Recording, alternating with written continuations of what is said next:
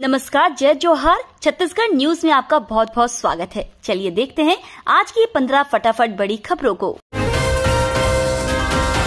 अब युवा वोटर्स को साधने के लिए कांग्रेस का प्लान रेडी। छत्तीसगढ़ के मुख्यमंत्री भूपेश बघेल युवाओं के साथ सीधा संवाद करेंगे। राज्य के जनसंपर्क विभाग के अधिकारियों को यह जानकारी दी। राज्य में इस वर्ष के अंत में विधानसभा चुनाव होने हैं।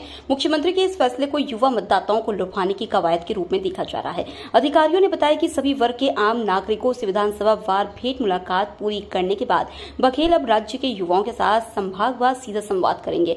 इस खास आयोजन के दौरान वह युवाओं से उनके मुद्दों, उपलब्धियों और आकांक्षाओं पर बात करेंगे। वह युवाओं के प्रश्नों के उत्तर भी देंगे।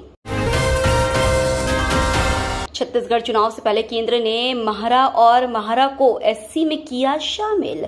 छत्तीसगढ़ में विधानसभा चुनाव को लेकर सियासी सरगर्मी तेज हो गई है। इससे पहले केंद्र ने राज्य के 2 उप समुदायों को एससी सूची में लाने को तैयार है। इस कदम से लंबे समय से चल रही विसंगति दूर होगी। इस वजह से आधे महार जाति को दलित के रूप में मान्यता नहीं दी गई थी। छत्तीसगढ़ के महरा और महारा को एक कानून के माध्यम से एससी सूची में शामिल किया जाएगा, जिससे केंद्रीय सामाजिक न्याय और अधिकारिता मंत्रालय संसद के आगामी मानसून सत्र में लाने की तैयारी कर रही है।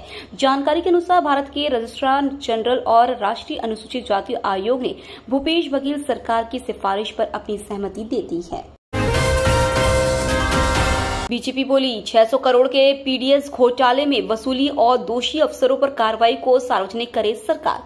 छत्तीसगढ़ बीजेपी प्रदेश प्रवक्ता संदीप शर्मा ने प्रदेश सरकार से पीडीएस मामले में अब तक हुई जांच, वसूली और दोषी अफसरों पर कार्रवाई को सार्वजनिक करने की मांग की है। उन्होंने कहा कि 600 करोड़ रुपए के इस पीडीएस घोटाले को विधानसभा में स्वीकार करते हुए प्रदेश सरकार ने विधानसभा कमेटी के बजाय अधिकारियों से जांच कराने की बात कही थी। उन्होंने कहा कि 59 लाख मीट्रिक टन चावल गायब होने की जांच कराने की मांग करके डॉक्टर सिंह ने बड़े घोटाले के खुलासे का दावा किया था।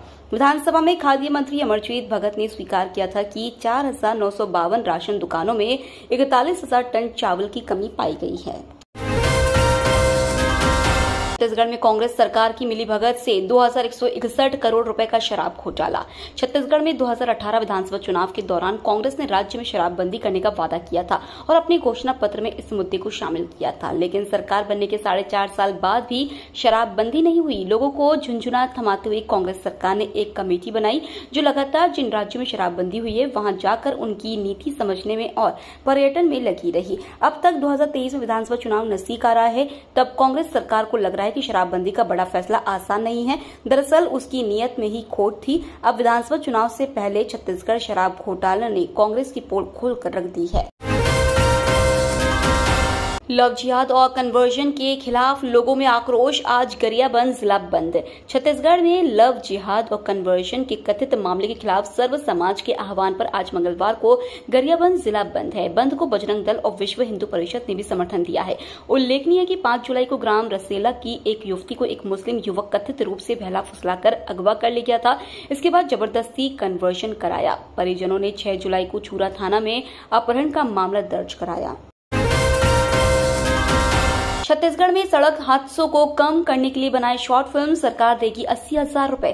छत्तीसगढ़ में इन दिनों छत्तीसगढ़ पुलिस द्वारा सड़क सुरक्षा सप्ताह अभियान चलाया जा रहा है। लोगों को सड़क दुर्घटना से बचने के लिए जागरूक किया जा रहा है। छत्तीसगढ़ पुलिस ने इसमें एक नई पहल की है। छत्तीसगढ़ पुलिस ने प्रदेश की जनता से कहा है कि वे सड़क सुरक्षा अभियान के तहत लोगों को जागरूक करने के लिए 2 मिनट का लघु फिल्में बनाकर छत्तीसगढ़ पुलिस को भेजे। इसके लिए छत्तीसगढ़ सरकार ने इनाम देने की भी घोषणा की है। छत्तीसगढ़ के 50 लाख घरों में पहुंचेगी कांग्रेस। भूपेश है तो भरोसा है अभियान चलाएंगे युवक कांग्रेसी। भाजपा एक तरफ जहां चुनाव के मिशन पर लग चुकी है, अब कांग्रेस भी एक्टिव हो रही है।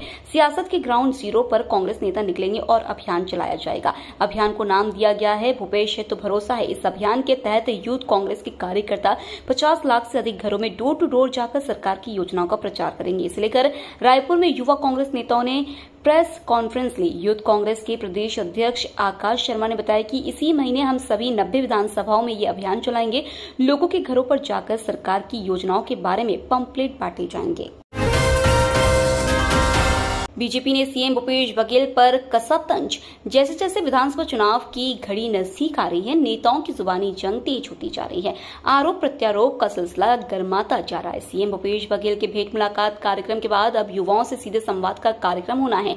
इस नए कार्यक्रम को लेकर छत्तीसगढ़ बीजेपी ने सीएम भूपेश पर तंज कसा है। भाजपा में प्रदेश अध्यक्ष रवि भगत ने कहा कि कथित भेंट मुलाकात वास्तविक रूप से डांट डपट कार्यक्रम की तरह एक बार फिर छत्तीसगढ़ के युवाओं को सुनने मिलेगा कि ए लड़की नेतागिरी मत कर, और यह भी सुनने को मिलेगा कि कभी तेरे बाप ने माइक पकड़ा है। छत्तीसगढ़ सहित कई राज्यों में चला रहे ऑनलाइन सट्टा, करोड़ों का लेन देन मिला। छत्तीसगढ़ की दुर्ग पुलिस ने ऑनलाइन सट्टे का कारोबार करने वालों पर बड़ी कार्रवाई की है। पुलिस ने इस मामले में ऑनलाइन सट्टा किंग कहे जाने वाले दीपक नेपाली के भाई नीरज नेपाली सहित 5 लोगों को गिरफ्तार किया है। आरोपियों के पास से पुलिस ने 6 mobile, laptop, router, passbook, debit card और करोड़ों रुपए के लेन देन का हिसाब बरामद किया है। एसपी शलभ सिन्हा ने बताया कि पुलिस ने कुछ दिन पहले जामुल थाना क्षेत्र के 32 एकड़ क्षेत्र से ऑनलाइन सट्टा चलाने वाले कुछ आरोपियों को गिरफ्तार किया था। सड़कों पर आवारा पशुओं के मामले में एससी ने नेशनल हाईवे और निगम से मांगा जवाब। हाईकोर्ट के मुताबिक उन्होंने खुद शहर की सड़कों पर घूमकर देखा है और स्थिति खराब पाई है। हाईकोर्ट ने मामले में नेशनल हाईवे निगम व अन्य से ये जवाब मांगा है। हाईकोर्ट ने पूछा है कि इस मुद्दे पर अभी तक क्या किया गया है और आगे क्या सुझाव है, इसकी पूरी जानकारी कोर्ट में पेश करें। इसी निर्देश के साथ ही हाईकोर्ट ने अंतिम सुनवाई आगामी गुरुवार को तय की है। इससे पहले भी इसी तरह के एक मामले में हाईकोर्ट ने आदेश किया था कि राज्य सरकार यह सुनिश्चित करे कि सड़कों पर नजर आने वाले आवारा मवेशी बेहतर ढंग से संचालित किए जा रहे गौशालाओं में ही रखे जाएं, कहीं और नहीं। नशा मुक्ति अभियान के लिए तैयार की जा रही है कार्य योजना। मुख्यमंत्री भूपेश बघेल के निर्देश पर छत्तीसगढ़ में नशा मुक्ति के लिए व्यापक स्तर पर जन जागरूकता अभियान चलाया जाएगा। नशा मुक्ति अभियान के लिए समाज कल्याण विभाग द्वारा कार्य योजना तैयार कर ली गई है। आज कार्य योजना में संशोधन एवं सुझाव के लिए बैठक आयोजित की गई। नशा मुक्ति अभियान के लिए तैयार प्रारूप में संशोधन एवं सुझाव हेतु आयोजित बैठक में चर्चा के दौरान विभागीय समन्वय और शासकीय, गैर शासकीय, स्वयंसेवी संस्थाओं और धार्मिक व सामाजिक संस्थाओं का सहयोग लिए जाने पर विशेष बल दिया गया। छत्तीसगढ़ में अब यात्री और स्कूल बसों में लगेगा पैनिक बटन। निर्भया कांड के बाद जागी सरकार। छत्तीसगढ़ में यात्री और स्कूल बसों में पैनिक बटन लगाया जाएगा। महिलाओं और विद्यार्थियों की सुरक्षा सुनिश्चित करने पैनिक बटन लगाने की तैयारी चल रही है। पैनिक बटन लगने से बस में किसी प्रकार की दुर्घटना, छेड़छाड़ होने पर पैनिक बटन दबाते ही तुरंत कंट्रोल रूम को सूचना मिल जाएगी। बसों की लोकेशन, स्पीड आदि का भी पता चलता रहेगा।